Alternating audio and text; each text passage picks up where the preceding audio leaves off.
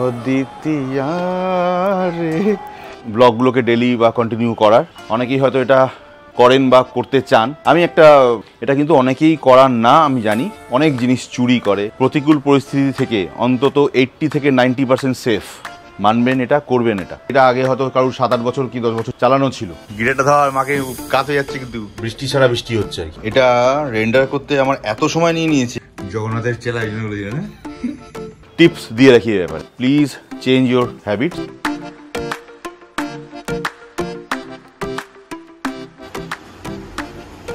স্নান করে তো স্কুলে যায়, চুল শুকানোর নিনজা টেকনিক, কটন রুমাল বা কাপড় দিয়ে জড়িয়ে রেখে দিল। অনেক টেনেছি, তুই বুঝতেই পারবি না, চুলটা শুকিয়ে গেল। Good morning. এক তো পিঠে ওই 1,500 কেজির বস্তা, সঙ্গে আবার গিটার।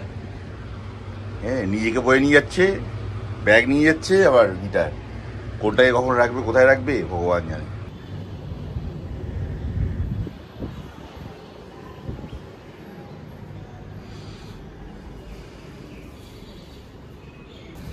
এই গাছটার গোড়াটা সেটা পচে যাচ্ছে। কেউ একটা পাতাটাকে ভেঙে দিয়েছিল, পাতাটা ভেঙে দেওয়ার পর থেকে দেখছি গাছটা হলুদ হয়ে যাচ্ছে, পাতাটা পচে যাচ্ছে। 8:40 বাজে, কাজ শেষ করছিলাম। আর এই সকালবেলা ব্রেকফাস্ট দই দিয়ে চিরা। 9:36 বাজে, অবশেষে বৃষ্টি শুরু তো হলো, বাট কতক্ষণ ব্যাটিং করে সেটাই দেখবার। যা হাওয়া দিচ্ছে মনে হচ্ছে না বেশিক্ষণ হবে, কেটে যাবে। অদ্বিতীয়া রে অদ্বিতীয়া, সুন্দর মেঘ করেছে, বৃষ্টি সুন্দর হচ্ছিল। হ্যাঁ, good morning and welcome back to the channel. আজ থার্সডে 27 জুন। একটু আগেই গানটা শুনছিলাম, অনেকদিন পরে একটা গান শুনছিলাম সোনু নিগমের, বাংলা সিনেমায় বোধহয় গানটা গিয়েছে, আমি রেডিওতে শুনেছিলাম, বেশ ভালো লাগলো। অদ্বিতীয়া রে, বহুদিন পরে সোনু নিগমের গলায় একটা সুন্দর গান শুনতে পাওয়া গেল। চলো কাম টু দ্য পয়েন্ট। আজকে রেনি ডে মতো শুরু হয়ে গেছে। আজকে থেকে চেষ্টা করব ব্লগগুলোকে ডেলি বা কন্টিনিউ করার। একটু আগে আমার হন্ডা সার্ভিস সেন্টার থেকে ফোন করেছিল, তো ইমরান কদিন ধরে ছুটিতে আছে, এই সপ্তাহটা পুরো ছুটিতে থাকবে বলে, যে ইমরান যেহেতু নেই সেই জন্য ক্যান্সেল করলাম। সোমবার থেকেও জয়েন করবে, তো সোমবার প্ল্যান করে রেখেছি। যাই হোক, সেটা দেখা যাবে, এখন ঢের দেরি আছে তার মধ্যে। নাহলে নেক্সট উইকে সার্ভিসিংয়ের জন্য নিয়ে যাচ্ছি গাড়িটার সার্ভিস অবশ্যই দরকার। 1 বছর হতে চললো। একটা কথা আমার হঠাৎ করে না মনে পড়লো মানে ফিল হলো আর কি, সেই কারণে এই গাড়ি সার্ভিসিং বুকিংটা নিয়ে কথা বলতেই মনে পড়ছিল বলেই বললাম আর কি। যে অনেকেই আছেন দেখবেন যারা গাড়ি প্রথম দিকে কয়েকটা ফ্রি সার্ভিস দেয়, সেই সার্ভিসের সময় সার্ভিস সেন্টারে সার্ভিস করে এবং যথারীতি তারপর থেকে বাইরে আউটসাইডে সার্ভিস করায়। কিছু না, ওই তো হয়তো 1,500-2,000 টাকা একটু সেভিংস হয় বা বাঁচে এই ভেবে। এটা কেন করে আমি ঠিক বুঝি না, বাট আমি যেটা বুঝি সেটাকে আপনাদের সঙ্গে শেয়ার করার চেষ্টা করছি। আপনাদের মধ্যে অনেকেই গাড়ি আছে, অনেকেই হয়তো এটা করেন বা করতে চান। আমি একটা টিপস দিয়ে রাখি ব্যাপারে। কথা হচ্ছে, আপনি বাইরে থেকে গাড়ির সার্ভিস যদি করান, আদার দেন দ্য সার্ভিস সেন্টার, মানে গাড়ির নিজস্ব সার্ভিস সেন্টার ছাড়া, হয়তো 200-500-1000 টাকা, 2000 টাকা হয়তো আপনার বাঁচতে পারে, কি 5000 টাকাও হয়তো মেবি বাঁচতে পারে বড় কিছু ইস্যু হলে। কিন্তু একটা জিনিস জানবেন, যেটা একটা কোম্পানি সার্ভিস সেন্টার খুলেছে, তার স্পেয়ার পার্টস, তার অরিজিনালিটি, তার যে জেনুইননেস থাকে, হতে পারে 2 পয়সা দাম বেশি নিচ্ছে, বাট সবসময় যে কোনো কোম্পানি হতে পারে, আপনার তার নিজস্ব সার্ভিস সেন্টারে সার্ভিস করালে আপনি সবসময় এই জেনুইনিটিটা পাবেন। এটা মাথায় রাখবেন। 2 পয়সা বেশি গেলেও গায়ে লাগবে না। এই কারণে ইন লং রান আপনি গাড়িটাকে নিয়ে কোনো দিন কোথাও ভুগবেন না, এটুকু গ্যারান্টেড, 200% গ্যারান্টেড, কোথাও ভুগবেন না। বাট রেগুলারলি তাদের সার্ভিস সেন্টারে চেক আপটা করাতে হবে। এটা কিন্তু অনেকেই করার না আমি জানি ফিজিক্যালি। যদি আপনাদের মধ্যে কেউ থেকে থাকে, please change your habits, because ওই 1,500-2,000 টাকা বাঁচাতে গিয়ে না আলটিমেটলি বাইরের সার্ভিস সেন্টারে নিয়ে গেলে, আমি সবার কথা বলছি, আমি লোকাল সার্ভিস সেন্টারের কথা বলছি, বাইরের সার্ভিস সেন্টারে নিয়ে গেলে না ওরা অনেক জিনিস চুরি করে, কম্প্যাটিবল স্পেয়ার পার্টস লাগিয়ে দেয়, যার দাম হয়তো অরিজিনাল 5,000 টাকা, সেটাকে হয়তো 2,000 টাকা আপনাকে দেখিয়ে দিল, বা 3,000 টাকা করিয়ে দিল, কি 500 টাকা কম দেখিয়ে দিল, বাট ও হয়তো ওটা 500 টাকায় কেনে কি 1000 টাকায় কেনে। জিনিসটার কোয়ালিটিও ভালো থাকে না, আর ভোগান্তি তো আলাদা। তো এইসব করতে গিয়ে হয়তো কিছু পয়সা আপনি বাঁচিয়ে ফেলেন, বাট মনে রাখবেন এর লঙ্গার রানে আলটিমেটলি আপনি আপনার গাড়িটাকে ক্ষতি করছেন। আর আমার মনে হয় না আজকের দিনে হোক কখনো কেউ তার গাড়িটাকে নিজের শখের বাইরে ভেবে থাকেন। গাড়িটা খুব শখের জিনিস, পরিবারের অঙ্গও হয়। গাড়ি যদি আপনার সঙ্গে থাকে, আমি এর আগেও বহুবার বলেছি, গাড়ি যদি আপনার সঙ্গে থাকে জানবেন আপনি বাইরের যে কোনো প্রতিকূল পরিস্থিতি থেকে অন্তত 80 থেকে 90% সেফ। কাজে যে জিনিসটা আপনাকে আপনার পরিবারকে সেফ রাখে, তাকে সেফ রাখার জন্য এইটুকু দায়িত্ব আপনারও বর্তায়। মানবেন এটা, করবেন এটা। তাই জন্যই আমি আজকে আমার হন্ডা যে জ্যাজটা, এটা প্রায় 9 ইয়ার প্লাস চলছে। আমি তা সত্ত্বেও এটা আজ পর্যন্ত নেভার এ সিঙ্গেল ডে আমি বাইরে কোনো দিন কোথাও ইভেন সার্ভিস করিয়েছি, কখনো নয়, কোনো দিন নয়। একটা মজার ঘটনা শেয়ার করি আপনাদেরকে।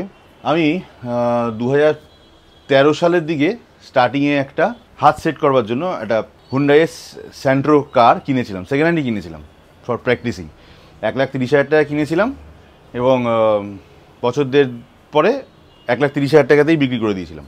আমি গাড়িটাতে যখন নিয়েছিলাম, তারা যারা বিক্রি করেছিল তারা বলেছিল যে ওটা বাইরে থেকেই সার্ভিস করিয়ে নেবেন, কোনো অসুবিধা নেই, এই ভালো মিস্ত্রি আছে, ওই নাম ভালো মিস্ত্রি আছে, ওরা খুব ভালো কাজ করে দেয়, হ্যান না তেন না। বাট আমি না অদ্ভুতভাবে ওটা তখনও তাদেরকে দিয়ে করাইনি। আমি যেটা ওরা এই গাড়ির হিস্ট্রিতে কোনো দিন নেই, আমি কিন্তু গাড়িটাকে নিয়ে গিয়ে হুন্ডাইয়ে অরিজিনাল সার্ভিস সেন্টারে নিয়ে গিয়ে সার্ভিস করিয়েছিলাম। আপনি বিশ্বাস করুন, গাড়িটা প্রথম 1 মাস চালিয়ে আমি যা ফিল করেছি, যা ভুগেছি, গাড়িটা যেদিন আমি হুন্ডাই সার্ভিস সেন্টারে নিয়ে গেলাম, তারা যখন সার্ভিস করে দিল, ছোটোখাটো 2-1টা ফল্টস ছিল, সেগুলোকে ঠিক করে দিল। আমার হয়তো হার্ডলি 7 থেকে 8 হাজার টাকা খরচা হয়েছিল সার্ভিসিংটা করাতে। বাট বিলিভ মি, তারপর থেকে গাড়িটা নেভার এভার যতদিন চালিয়েছি রাজার মতো চালিয়েছি, কোনো দিন কোনো প্রবলেম করেনি। অথচ ওই সার্ভিস সেন্টারে নিয়ে যাওয়ার আগে পর্যন্ত লোকাল যতবার সার্ভিস করেছি, গাড়ি 2-3 বার on the way, on the road running, রাস্তা কখনো বন্ধ হয়ে গেছে, কখনো ব্যাটারি ডাউন হয়ে গেছে, কখনো লাইন শর্ট হয়ে গেছে, কখনো আর্থিং কেটে গেছে, এরকম বিভিন্ন রকম প্রবলেম হতো। বাট যেদিন থেকে ওদের কাছ থেকে করালাম, সেদিন থেকে গাড়ি নিয়ে, মানে গাড়িটা দিলাম সার্ভিস সেন্টারে, তখন একরকম কন্ডিশন, বাট যখন নিয়ে ওদের সার্ভিস সেন্টার থেকে যখন বেরিয়ে এলাম, গাড়িটা মনে হলো যেন আমি একটা নতুন অন্য কোনো গাড়ি নিয়ে এসেছি। বিলিভ মি, হাতে টেস্টেড রেজাল্ট পেয়েছি এটা। তারপর থেকে জীবনে, মানে আমি পুরোনো গাড়িকেও নিয়ে গেছি ওখানে, বুঝতে পারছেন, মানে ওই গাড়িটা আগে হয়তো কারোর 7-8 বছর কি 10 বছর চালানো ছিল, তারপরে আমার কাছে এসেছিল। আমি সেই গাড়িকেও নিয়ে গেছিলাম সার্ভিস সেন্টার এবং গাড়ির চেহারা পাল্টে দিয়েছিল, টিউনিংয়ে, ইঞ্জিন কোয়ালিটিতে, সব কিছুতে, ইলেকট্রিক্যালসে, সব দিক থেকে। তাই নতুন গাড়ি তো প্রশ্নই নেই, আমি হন্ডা প্রথম থেকেই সার্ভিস করেছি ওখানে, আর মাহিন্দ্রার তো প্রশ্নই নেই, কথাই নেই। এই গাড়ি বাইরে করে ছোঁয়াবো না। তো এটা আমার রুলস, আমার ব্যক্তিগত মত, আমি নিজে দেখেছি। আলটিমেটলি লাভ কিছু হয় না, 200-500 হাজার টাকা বাঁচানোর চক্করে আমরা আলটিমেটলি গাড়িটার ক্ষতি করে বসি। আপনাদেরকে সাজেস্ট করি, এটা টিপস দিচ্ছি, এটা যেইভাবেই নিন। আমার বিগত 15 বছরের গাড়ি চালানোর এক্সপিরিয়েন্স থেকে বলছি, I had a never complain. যদি কোনো দিন আমি সার্ভিস সেন্টার থেকে গাড়ি সার্ভিস করিয়েছি বলে আমি I have a never complain, never, যে আমি কোনোদিন কোনো গাড়ি নিয়ে কোথাও বিপদে পড়েছি ঠাকুরের কৃপায়, কোনো দিন না, টাচউড। হঠাৎ করে মনে পড়লো তাই বললাম, কারণ একটু আগে রিমা একজনের উদাহরণ দিয়ে বলছিল ওরা নাকি বাইরে সার্ভিস করায়, নতুন গাড়ি কিনে বাইরে সার্ভিস করাচ্ছে, ভাবুন। বাট আপনারা করবেন না। 3:15 বাজে প্রায়, মেয়ের ছুটি তো হয়ে গেছে, বাস আসছে, বাসের অ্যাপটা নাকি চলছে না। তো রিমা রেডি ফেডি হয়ে বসে আছে, ওরা কাছাকাছি চলে এলে ফোন করে দেবে বলেছে বাসের এসকর্ট যারা আছে। বৃষ্টিটা এখন একটু বন্ধ হয়েছে, বাট মেঘলা করে আছে। কেমন লাগছে দেখো বাইরের মেঘটা, দারুণ।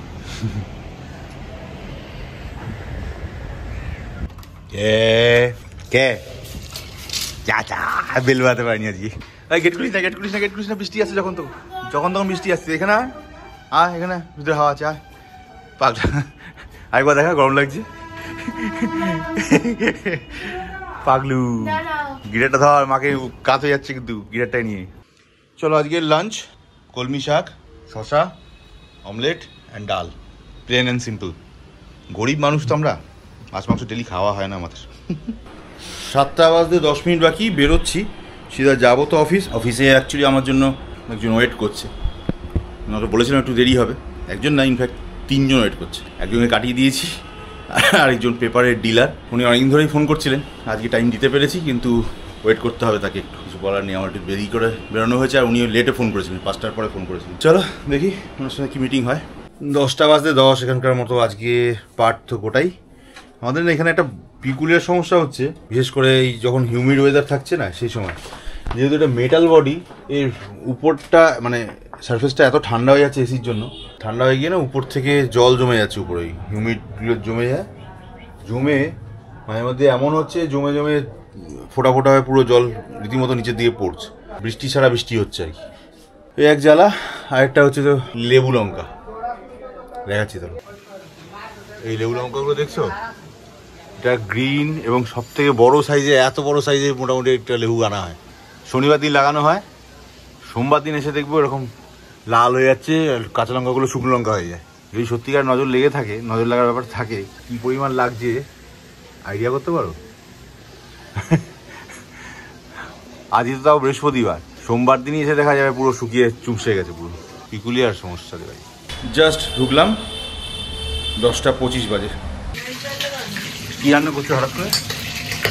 মাগো চিৎকান চিৎকাচ্ছি। কাতল, কাতলা কাতলা, ইস ইস ইস।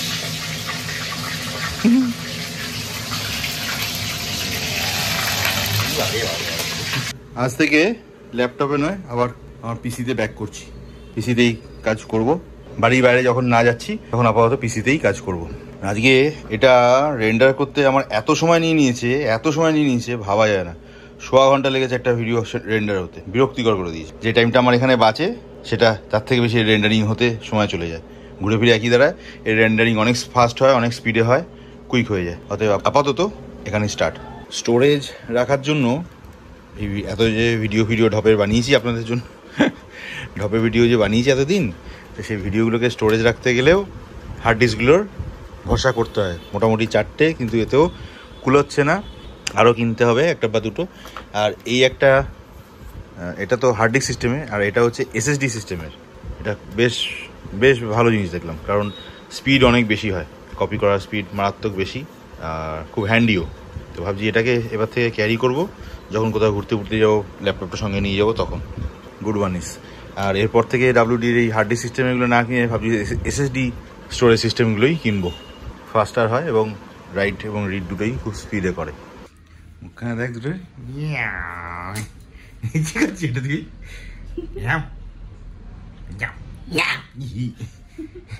কি খাচ্ছেন আপনি? পাপড়? কি দিয়ে? শুধুই খাচ্ছিলে কচুর মতো। পাগলা জগন্নাথের চেলা না, পাপড় খানে বেলা পাটি। দেখ জগন্নাথের জন্মদিনে সবাই আমরা পাপড় খাই না, তুই এমনি খাচ্ছি, তুই জগন্নাথের চেলা হলি না। চলো রাতে আইটেম যা তখন মাছ রান্না করছিল ওইটাই তো, ডাল, পাপড় ভাজা, মিষ্টি মিষ্টি আছে।